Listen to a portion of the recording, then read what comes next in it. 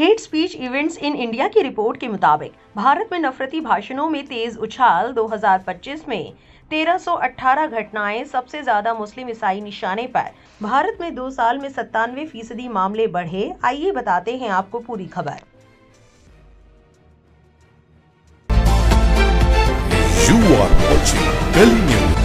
America के Washington DC में स्थित एक गैर सरकारी संस्था Center for Study of Organized Hate ने भारत में नफरती भाषणों पर एक रिपोर्ट जारी की है। इस रिपोर्ट का नाम report 2025 hate speech events in India है। रिपोर्ट के मुताबिक साल 2025 में भारत में 1318 नफरती भाषण दर्ज किए गए।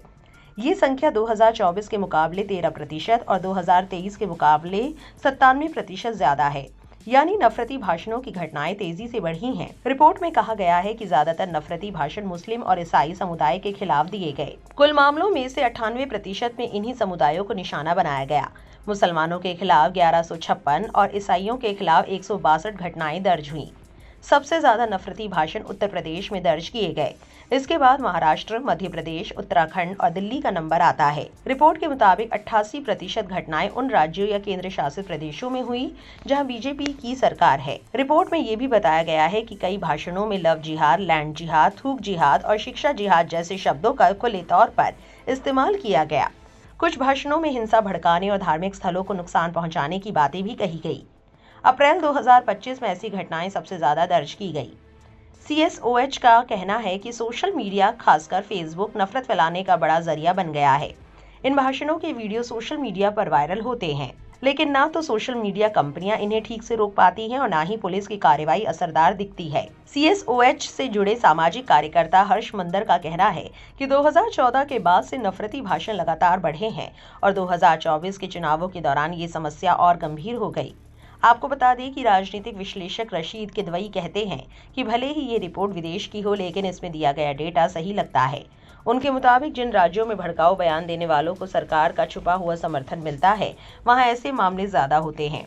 विपक्ष शासित राज्यों में ये घटनाएं कम होती हैं क्योंकि वहां पुलिस और प्रशासन सख्ती से काम करता है। उनका कहना है कि इतिहास गवाह है, जहां पुलिस ढीली होती है वहां दंगे ज्यादा होते हैं और जहां प्रशासन चुस्त होता है वहां ऐसी घटनाएं कम होती हैं। कर्नाटक ने नफरती भाषण और नफरत से जुड़े अपराधों को रोकने के लिए नया कानून बनाया है।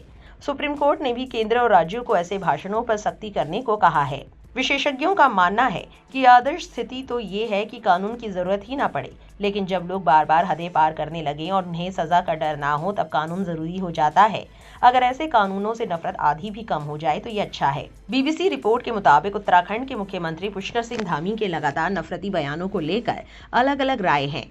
पत्रकार त्रिलोचन भट्ट कहते हैं कि धामी की राजनीति असुरक्षा की वजह से ऐसे बयान आ रहे हैं। उनके पास सरकार के काम गिनाने को ज्यादा कुछ नहीं है, इसलिए बेरोजगारी या अंकिता भंडारी केस जैसे मुद्दों को ध्यान से हटाने के लिए वो लव जिहाद, लैंड जिहाद जैसे बयान देते हैं।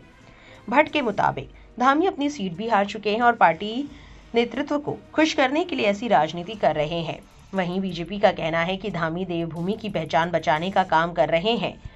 पार्टी के प्रदेश अध्यक्ष के मुताबिक सरकार ने UCC और जबरन धर्मांतरण जैसे कानून बनाए हैं और जमीनों पर अवैध कब्जे हटाए हैं। उनका कहना है कि मुख्यमंत्री के बयान किसी धर्म के खिलाफ नहीं, बल्कि राज्य के मूल स्वरूप को बचाने के लिए जरूरी थे। इस पूरी खबर को लेकर आपकी क्या राय है, कमेंट सेक्शन में जरूर लिखें और इस वीडियो को लाइक और शेयर करना ना भूलें।